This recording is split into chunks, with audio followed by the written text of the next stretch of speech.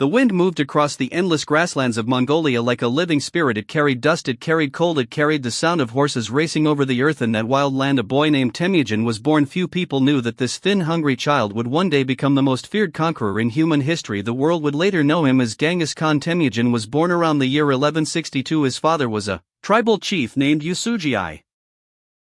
His people lived simple lives under the open sky. They moved from place to place with horses, sheep and goats. The tribes fought each other again and again for land, food, honor and survival. Strength meant life, weakness meant death. When Temujin was still very young, his father was poisoned by enemies during a feast. After the death of Yusugei, the tribe abandoned Temujin and his family. They left them alone in the freezing plains with almost nothing. Temujin watched his mother struggle to feed the children. Hunger became his closest companion. Some days they ate roots, some days they caught fish, some days they had nothing at all. The hard years changed Temujin forever. He learned that kindness alone could not save a man. He learned that fear ruled the weak. He also learned that loyalty was more valuable than gold. As a young boy, Temujin fought with his half-brother Bektar over food and power.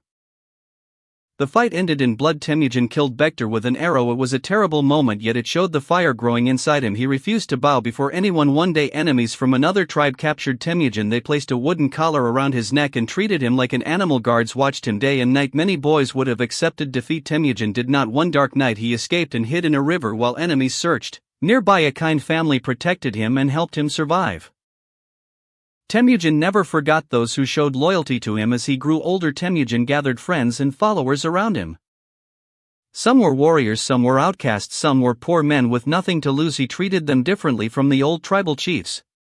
Instead of giving power only to noble families, he rewarded skill, bravery and loyalty. A shepherd could become a commander if he proved himself worthy. Temujin married a woman named Borte. She became his trusted companion. Soon after their marriage, raiders attacked and kidnapped her. Temujin was furious. He called on allies for help and launched a daring rescue mission. The attack succeeded. Borte returned safely. This victory increased Temujin's strength and reputation across the steppe. Yet the road to power remained filled with danger. Old allies became enemies, blood brothers betrayed each other. Tribal chiefs feared Temujin because he wanted to unite all Mongol tribes under one banner. For centuries the tribes had fought endless wars. Temujin dreamed of something larger. He wanted one nation, one army, one ruler. One of his greatest rivals was Jamuka. The two men had once been close friends. They had sworn loyalty to each other during childhood, but ambition turned friendship into hatred. Jamuka believed noble blood gave a man the right to rule. Temujin believed strength and loyalty mattered more. The war between them became brutal. Tribes burned villages. Warriors slaughtered prisoners. The steppe turned red with blood in battle after battle. Temujin proved himself a brilliant commander. He moved his horsemen with speed and precision. His soldiers could travel huge distances without rest. They attacked suddenly then disappeared like ghosts. Temujin also understood the power of fear. He knew stories could defeat enemies before battles even began. Villages whispered terrifying tales about the Mongol riders. Some said they were demons sent by heaven, some said they could never die. Finally Temujin defeated Jamuka. According to legend, Jamuka asked for an honorable death without bloodshed. Temujin granted the request. In 1206 leaders from many Mongol tribes gathered together. They declared Temujin the supreme ruler of all Mongols. He received a new title, Genghis Khan.